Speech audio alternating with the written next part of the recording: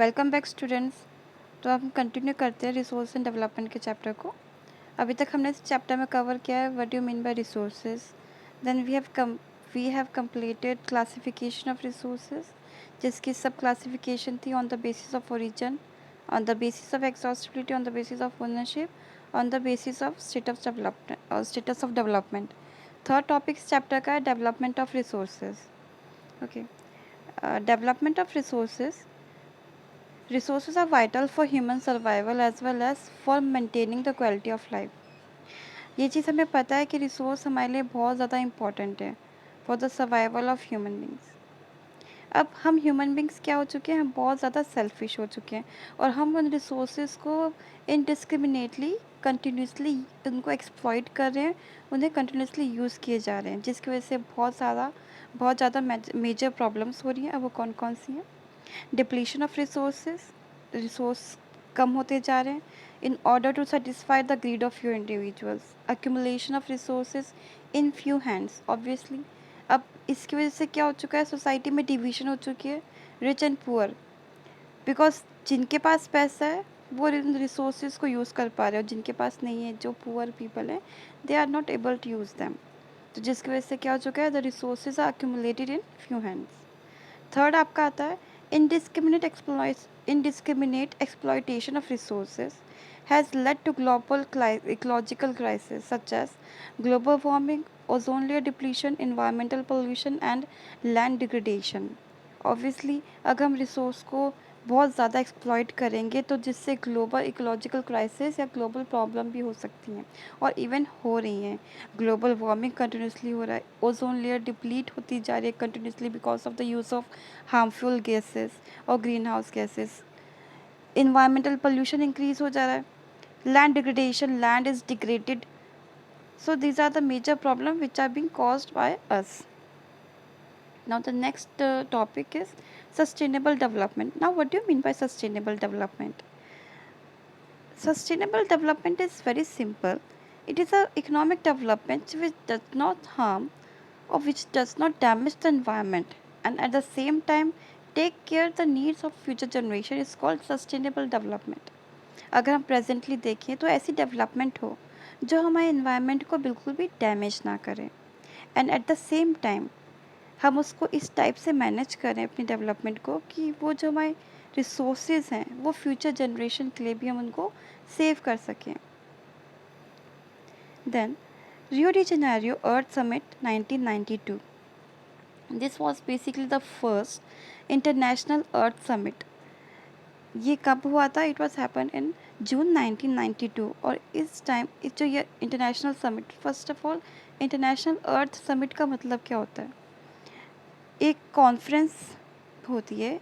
इसमें क्या होता है कि बहुत सारी डिफरेंट कंट्रीज़ आती है, किसी प्रॉब्लम पे या फिर किसी इशू पे अपने पॉइंट्स रखते हैं, उसको सॉल्व करने की कोशिश करते हैं।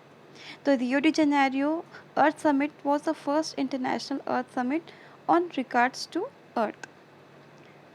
इन this earth summit hundreds head of states met in Rio de Janeiro in Brazil. अब इसका मेन एजेंडा क्या था, इसका मेन जो मोटिव था वो क्या था? It was main M in addressing the urgent problems और इन्वायरमेंटल प्रोटेक्शन, कि हम अपने इन्वायरमेंट को कैसे प्रोटेक्ट कर सकते हैं, और उसमें हम अपने इन्वायरमेंट को प्रोटेक्ट करके कैसे उसकी सोशो इकोनॉमिक डेवलपमेंट कर सकते हैं, वो भी at the global level. Okay, the assemble leaders signed, जितने भी वहाँ पर लीडर्स आए थे डिफरेंट कंट्रीज से, उन्होंने डिक्लेरेशन साइन किया global climatic change and biological diversity. The Rio convention endorsed the global forest principle and adopted agenda 21 for achieving sustainable development in 21st century. वहाँ पर जितने भी लीडर्स आए थे और कंट्री के हेड्स थे, उन्होंने फॉरेस्ट प्रिंसिपल्स को चूज़ किया कि हम फॉरेस्ट पॉलिसी अप्लाई करेंगे अपनी कंट्री में, और उन्होंने ये भी अडॉप्ट किया कि हम एजेंडा 21 को अचीव करेंगे, यूज़ करेंगे for achieving sustainable development in 21st century. तो मेन फोकस उनका ये था कि हम फॉरेस्ट प्रिंसिपल अपनी कंट्री में अप्लाई करें, कि हमें इतना रेशियो अपनी कंट्री के अंदर फॉरेस्ट होना चाहिए। सेकंड, हम एजेंडा 21 यूज़ करें, अकम्पलिश करें और हमारी कंट्री के अंदर उसको अप्लाई करें ताकि हम सस्टेनेबल डेवलपमेंट को अचीव कर सकें 21st सेंचुरी में। बहुत सिंपल सा टॉपिक है ये। समरी बताती हूँ क्या है। 1992 में रियो डी जेनेरियो में अर्थ समिट हुआ था। अर्थ समिट और इंटरनेशनल कॉन्फ्रेंस क्या होता है कि जहाँ पर डिफरेंट डिफरेंट कंट्रीज आती हैं और एक पर्टिकुलर मुद्दे पे या फिर किसी एक टॉपिक पे डिस्कस करती है, उसको सॉल्व करने की कोशिश करती है। इनका जो मेन एजेंडा क्या था कि प्रॉब्लम सॉल्व करने इन्वायरमेंटल प्रोटेक्शन के लिए और सोशली इकोनॉमिक डेवलपमेंट, मतलब कि वो सोसाइटी में इकोनॉमिक डेवलपमेंट भी करनी है, वो भी ग्लोबल लेवल पे। तो वहाँ पर जितने भी लीडर्स आए थे उन्होंने एक डिक्लेरेशन या फिर एक एग्रीमेंट पे साइन किया था जिसमें global climatic change and biological diversity के ऊपर था। अब वहाँ पर जितने भी लीडर्स उन्होंने कौन सी पॉलिसी को चूज़ किया था, forest principles, and they adopted agenda 21 ताकि वो 21st सेंचुरी में सस्टेनेबल डेवलपमेंट को अचीव कर सके। Now further we will study what we mean by agenda 21। अब इट इज़ द डिक्लेरेशन, ये एक एग्रीमेंट था जो साइन किया गया था वर्ल्ड के लीडर्स के through in 1992 at the United Nations conference on environmental and development, UNCED। इसकी फुल फॉर्म MCQs में बोर्ड एग्जाम में मोस्टली पूछी जा सकती है। और ये कहाँ पर हुआ था? It held in Rio de Janeiro in Brazil. इसका मेन एम क्या था? To achieve sustainable development. Obviously ये एजेंडा अडॉप्ट किया गया था Rio de Janeiro earth summit में ताकि वो क्या अचीव कर सके? Sustainable development. It is an agenda to combat environmental damage. ये एक ऐसा एजेंडा था कि इसको अगर हम सही से अप्लाई करें अपनी कंट्री में या फिर इंटेक्ट करें तो उससे हमारे इन्वायरमेंट में जितना भी डैमेज हुआ है उसको हम कॉम्पनसेट कर सकें। पॉवर्टी, हमारे जो देश में गरीबी है, disease through global cooperation and common interest, mutual needs and shared responsibilities. Basically ये एजेंडा इन इश्यूज़ के ऊपर वर्क करता था कि हम इन्वायरमेंट को डैमेज होने से बचा सकें, गरीबी ना हो हमारे देश में और डिज़ीज़ ना फैले। और ये एक कॉमन इंटरेस्ट था बहुत सारी कंट्रीज़ का और इसको पूरा करने के लिए हमें mutual needs and share responsibility की बहुत ज़्यादा ज़रूरत थी। One major objective of Agenda 21 is that every local government should draw its own local Agenda 21। ये एक उसका खुद का ऑब्जेक्टिव था कि जितने भी कंट्रीज़ हैं, ठीक है, वो अपने खुद के अकॉर्डिंग की एजेंडा 21 बनाएं। उनका अपने खुद के कुछ गाइडलाइंस होनी चाहिए अपनी गवर्नमेंट के according. So this is all about agenda 21। और ये किसका आउटकम था? It was the outcome of Rio de Janeiro earth summit in 1992। Next topic of this chapter is resource planning. अब रिसोर्स प्लानिंग क्या होता है? ऑब्वियसली नाम से लग रहा है कि हम अपने रिसोर्स को कैसे प्लान कर सकते हैं, कैसे उसको यूटिलाइज़ कर सकते हैं और ताकि वो फ्यूचर जनरेशन के लिए भी सेव कर सके उसको। अब resource planning is a technique और skill of proper utilisation of resource. हम रिसोर्स को किस तरह से प्रॉपर यूटिलाइज़ करें। Resource planning in India. अब इंडिया के अंदर रिसोर्स प्लानिंग के लिए किस किस चीज़ों की इन्वॉल्वमेंट ज़रूरी है? Identification, first of all identification is must. Second, involving. Third is matching. Now identification and inventory of resources across the region of country. This involve surveying, mapping and qualitative and quantitative estimation and measurement of resources. इसका मैं एक example देती हूँ। हमारी जो country है India, अब इसमें क्या है कि अगर हम नॉर्थ में देखें तो वहाँ पर बहुत ज़्यादा हेरिटेज है, फ्लोरा एंड फौना रिच है वो एरिया नॉर्थ साइड। अगर हम ईस्ट में देखें Arunachal Pradesh, it is rich in water. हमें पता है वहाँ पर वाटर बहुत ज़्यादा अवेलेबल है, but at the same time हमें ये चीज़ अच्छे से पता है कि वहाँ पर इंफ्रास्ट्रक्चर मेंटेन नहीं है, इतने अच्छे से वहाँ पर अवेलेबल नहीं है। अगर हम वेस्ट में देखें राजस्थान और गुजरात में, हमें पता है कि वहाँ पर solar energy and wind energy available है। साउथ में अगर हम देखें वी हैव टाइडल एनर्जी। तो और अगर हम झारखंड, छत्तीसगढ़, यहाँ पर देखें this areas are rich in iron और various other minerals. High valuable minerals are available in these areas. तो ये सब चीज़ें क्या है, हमने पहले आइडेंटिफाई किया है कि कौन से रीजन में कौन कौन से रिसोर्सेज अवेलेबल है, और फिर उसके बाद हमने उनको सर्वे किया कि कहाँ पर मैक्सिमम है, कहाँ पर मिनिमम है। उनकी मैपिंग की गई है, उनकी क्वांटिटेटिव एस्टिमेशन कि कहाँ पर कितना क्वांटिटी अवेलेबल है, और हमने रिसोर्स की मेजरमेंट की। तो ये आपका फर्स्ट प्लानिंग का पॉइंट आता है कि हमें first resource planning in India के लिए क्या चीज़ करनी पड़ती है, आइडेंटिफिकेशन करनी पड़ती है। सेकंड क्या आता है, हमने एक बार आइडेंटिफाई कर लिया कि कौन सा रिसोर्स कहाँ पर अवेलेबल है, तो हमारा सेकंड रिसोर्स क्या आता है, evolving a planning structure endowed with the appropriate technology, skill, and institutional setup for implementing resource development plans. अब जहाँ पर हमें पता चल गया कि कहाँ पर कौन कौन से रिसोर्सेज अवेलेबल है, अब उन रिसोर्सेज को सही से यूटिलाइज करने के लिए हमारे पास एक अप्रोप्रिएट टेक्नोलॉजी होनी चाहिए। उस टेक्नोलॉजी के साथ हमारे पास स्किल्ड लेबर होनी चाहिए और एक इंस्टीट्यूशनल सेटअप होना चाहिए। तभी हम उस रिसोर्स को वहाँ से सही से यूटिलाइज कर पाएंगे और रिसोर्स की डेवलपमेंट प्लान्स बना पाएंगे। देन अब चलो ठीक है, हमने पहले आइडेंटिफिकेशन कर दी, पूरे सर्वे कर लिया कि इंडिया में कौन कौन सी चीज़ें कहाँ पर अवेलेबल है। सेकंड, हमने अपनी टेक्नोलॉजी यूज़ करके उसको सही से यूटिलाइज भी कर लेंगे, ठीक है। पर हमारा जो थर्ड मेन आता है कि हम उसको मैच करेंगे जो हमारे नेशनल डेवलपमेंट प्लान्स हैं। हर जब भी हमारी गवर्नमेंट फॉर्म होती है तो उनका 5 ईयर प्लान बनता है, तो उनके कुछ टारगेट सेट होते हैं कि हम इतना किलोबाइट या इतना मेगा किलोबाइट एनर्जी प्रोड्यूस करेंगे सोलर के थ्रू, या फिर इतनी टाइडल एनर्जी हमें प्रोड्यूस करनी है, इतना हमें आयरन और एक्सट्रैक्ट करना है, ठीक है। तो क्या जितना भी हमने एनर्जी यूटिलाइज़ किया है, फिर एनर्जी हमने प्रोडक्शन की है, कि हम उसको मैच कर पा रहे हैं अपने नेशनल डेवलपमेंट प्लान से। सो this is all about the 3 steps which involves in resource planning in India. Identification, मतलब कि हमें पूरा सर्वे करना है कि कहाँ पर कौन कौन से रिसोर्स अवेलेबल है, किस डायरेक्शन में, कितनी क्वांटिटी में अवेलेबल है। Then planning the structure with endowed with appropriate technology, हमें एक ऐसा प्लान स्ट्रक्चर चाहिए जिसके पास एक अप्रोप्रिएट टेक्नोलॉजी और स्किल्ड हो और इंस्टीट्यूशनल सेटअप हो, ताकि हम रिसोर्स को सही से यूटिलाइज कर सकें, वहाँ पर उसकी प्रोडक्शन कर सकें। और फिर थर्ड, हमें मैच करना है कि जितना हमारे पास रिसोर्स हमने प्रोडक्शन किया है वो हमारे नेशनल डेवलपमेंट प्लान से मैच कर रहा है कि नहीं कर रहा है।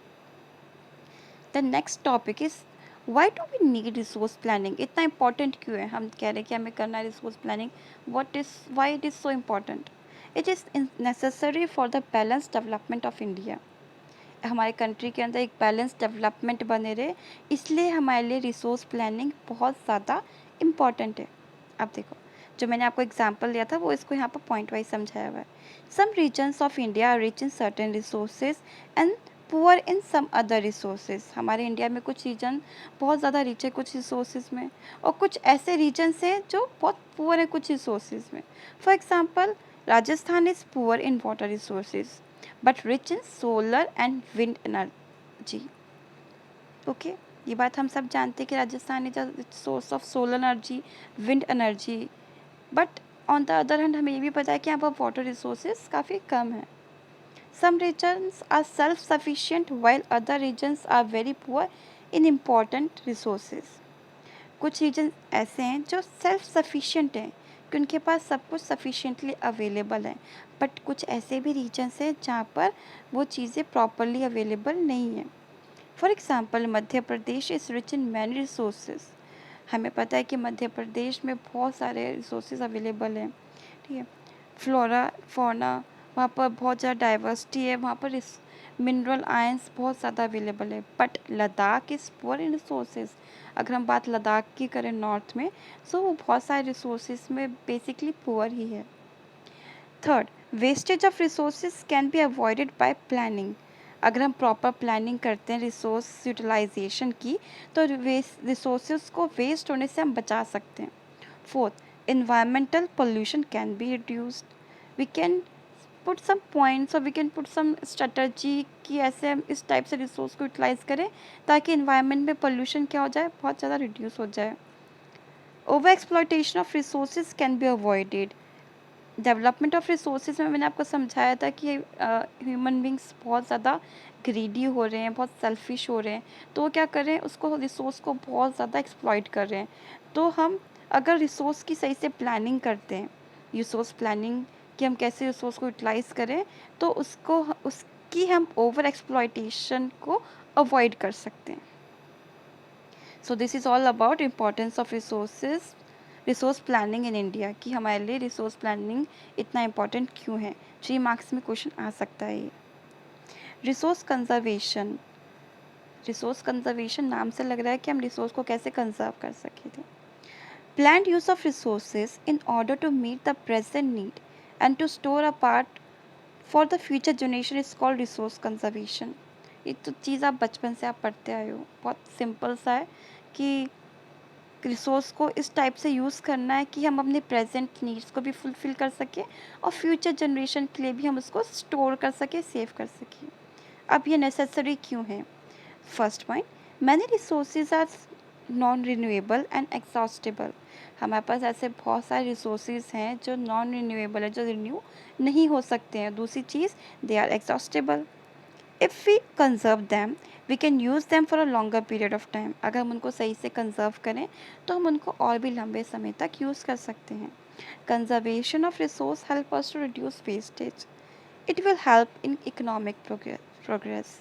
अगर हम रिसोर्स को सही से कंजर्व कर सकते हैं तो हम उनकी वेस्टेज को भी रिड्यूस करेंगे और इससे हमारी कंट्री इकोनॉमिक कंडीशन भी प्रोग्रेस होगी।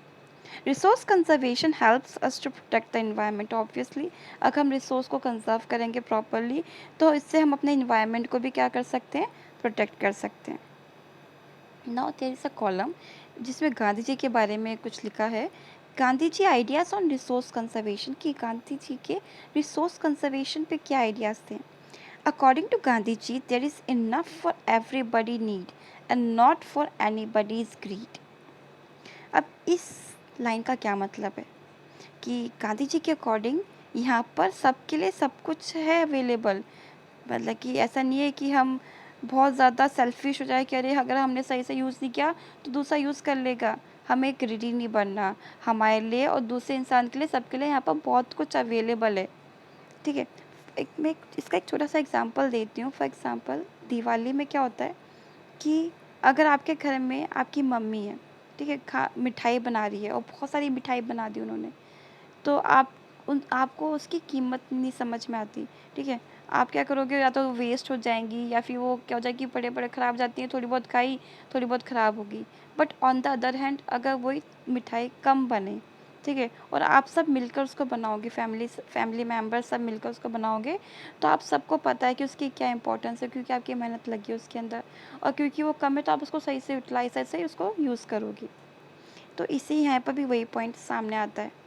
Greedy and selfish individuals and the exploitative nature of modern technology are the root cause for resource depletion. हम जो ग्रीडी, हम सेल्फिश होते जा रहे हैं, है ना, ये एक इंडिविजुअल का जो नेचर बनता जा रहा है, वही एक मेन रीज़न है कि हमारे जो रिसोर्स है वो डिप्लीट होते जा रहे हैं। अगर हम ऐसा नेचर ना रखें, अगर हम ग्रीडी या सेल्फिश नेचर ना रखें और हम रिसोर्स को सही से अपनी रिस्पॉन्सिबिलिटी समझ के यूज़ करें तो रिसोर्स डिप्लीट ना हो। He was against mass production and wanted to replace it with production by masses.